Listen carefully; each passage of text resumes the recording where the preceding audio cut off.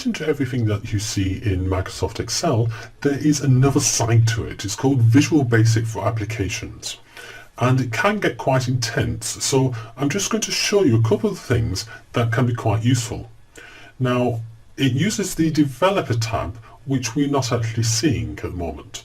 Quickest way to turn on the Developer tab, we have the QAT, the Quick Access toolbar up here. Click on that, click on More Commands, and go to Customize Ribbon, and we have Developer and a checkbox, a tick box, which isn't checked, which isn't selected. So if we select that, we get a whole new range of menus.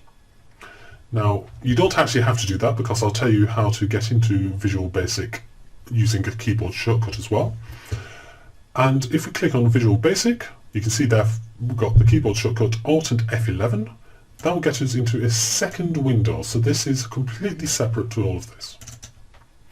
Now we have an immediate dialog box, and we've got space for all of your code, and as I say, it can get really complicated. If you can't see the immediate window, because that's what we're going to be using for this, then press Ctrl and G, and that will get it up. Now, there are all sorts of things you can do with this. Two of the things that I do the most is I want a list of all of the spreadsheets which are here. So I want that in a list that I can then copy and paste into my Excel. So this is how I do it.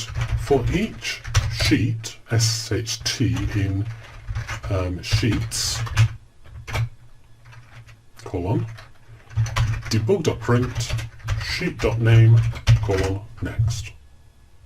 And that, yeah, it's a bit of a mouthful, but don't forget, once you've typed it, you can copy and paste it into Microsoft Word, for instance, or Notepad, and then just paste it back when you need to. But just this one simple line, that gets you absolutely every single sheet. And now we can copy it and post it into your Excel spreadsheet, for instance. Okay, suppose you get something and there are sheets that are hidden, like that.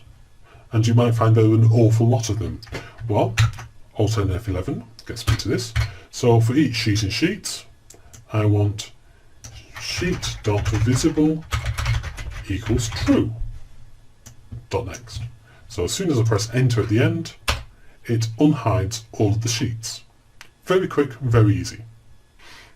What else can you do with it? Well, I've shown you that you are able to filter by colour, but you're not able to filter by other things, like for instance, if I bold stuff. I can't filter by bold. And as I said previously, in the old days, Excel 2003 and before, you weren't able to even filter by colour either. These options were not available. So what you had to do was use Visual Basic and have an extra column. So okay, we have, let's put it into column P, for what the status of the bold is in this column, column 7. Now, I'm not expecting you to actually remember how to do all of this, but this just shows the power of it. So for I'm creating a variable called intro, and I want it to go from 1 to 2000. I will then want the 16th column of that row to say whether the 7th column, whether the font is bold. Now, something like this is destructive. All the other things I've been telling you are undestructive. So pivot tables, you can put them on and then you can undo them and it doesn't affect the data. This does affect your data and it's not undoable. So make sure before you do anything with Visual Basic outside of the simple examples that I've shown you previously that you save the spreadsheet. I'm not responsible for any data that goes awry. You must save your spreadsheet, and this is really more of a demonstration rather than something that you may wish to adopt. So let's see what's happened. So column 16, P, is blank. So as soon as I press Enter, let's see what happens. We now have a series of trues and falses. So it says true where the column 7G is bold and false where it's not. And then we can put a pivot on those So now pivot to filter, and then filter for the word true. And there I've now filtered on bold, effectively. So this is how I used to extract the colour information. I would change what I was doing from font bold to interior dot colour index, or similar words. So this would change what I've just done and gives me the colour. So in numerical terms, that colour actually just means no colour. But if I was to change that to, say, yellow, and rerun that,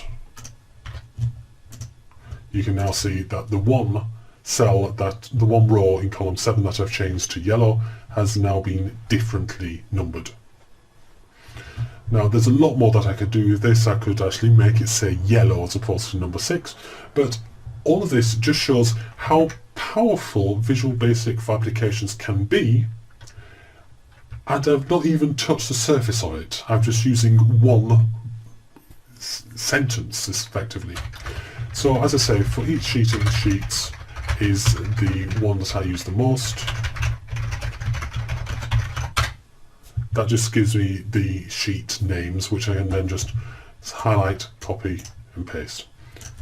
But you could take hours learning Visual Basic for applications, but hopefully this has given you a sneak peek into what you can do. So to get into it, go into the Developer tab and click Visual Basic, or select Alt and